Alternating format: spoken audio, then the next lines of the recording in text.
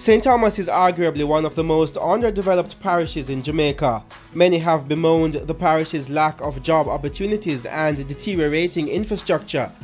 A trip into St. Thomas from Kingston can be a frustrating one as travelers battle the deplorable road conditions. The worsening road conditions have been blamed on trucks hauling aggregates to Kingston. Our concern mainly have to do with the damage to the road network, the infrastructure, and the fact that we are not getting adequate enough revenue from the operation going into the parish itself. Beneath this bridge is the Yalos River. It's the major source of aggregate for the local construction industry. It's from here that the most sought-after construction materials are taken. The sand from the Yalos River is oftentimes referred to as St. Thomas's black gold. Every day, scores of trucks come into the parish taking the gold to Kingston. But what is St. Thomas getting out of it? Jamaica Aggregates Quarry in St. Thomas is one of the largest aggregate plants on the island, supplying sand and stone to the local and overseas market. Plant manager Donovan Matthews says despite claims the quarry is not reinvesting enough into St. Thomas, his company has tried to give back to the immediate Yalos community. Mr. Matthews says that the Jamaica Aggregate Company has invested heavily in the development of the community by providing assistance to schools, sports teams and the senior citizens' home. The Jamaica Aggregates plant manager points out that several of the workers on its St. Thomas plant are from the parish, which in turn benefits the St. Thomas economy. Overloaded trucks traveling on the nation's roads have always been a source of concern. However, Jamaica Aggregates claims it has its own system to ensure that trucks leaving its quarry aren't carrying more than they ought to. We have put software in place that if a truck comes across our scale and he goes down there and he comes back out and he's overloaded, there's no way that truck can be ticketed because the scale will give you a pop-up message on the computer and it will tell you that this truck is in violation. So there's no way that truck can be weighed out.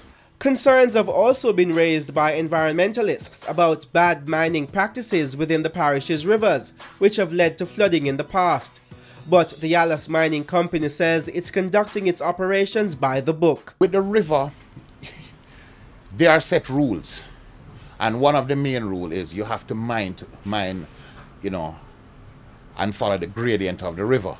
Now, the slope of the river coming down, you cannot dig craters or dig deep holes in the river. You have to do what you call skimming, and you remove the overburden or the washdown material. You take that out, and that's it. You cannot dig down the bank. So what we do, we remove the material that is sitting in the river, and we pack the stones, right? The boulders, the very large stones that we cannot crush, we pack those against the banks to give armored protection when you have a high flow situation and the water is coming down.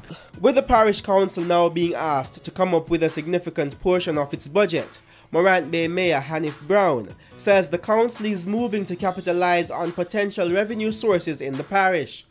The mayor notes that sand mining is critical to desilting rivers, but there are some concerns. The local authority does not benefit in a direct way from the proceeds of sand mining. We believe that this is an issue that has to be resolved. And that's why Mayor Brown is pushing for a cess to be implemented to help in the maintenance of the roads. From as far back as 2003, and probably even before, St. Thomas Parish Council have put pen and paper together where we have written a resolution to the powers that be, requesting that SS be put on the mining operations that are taking place in the parish. The Jamaica Aggregates plant manager says he's not opposed to a toll or a cess. We have to do some form of regulation. Right? Now, a toll, I don't mind a toll because a toll will help to maintain these roads. So fix the roads, and if it's a government business, toll the roads. Right? The trucks, the cars, whatever, who uses these roads, pay a fee to cross them, just like Portmore, and they help to maintain the roads.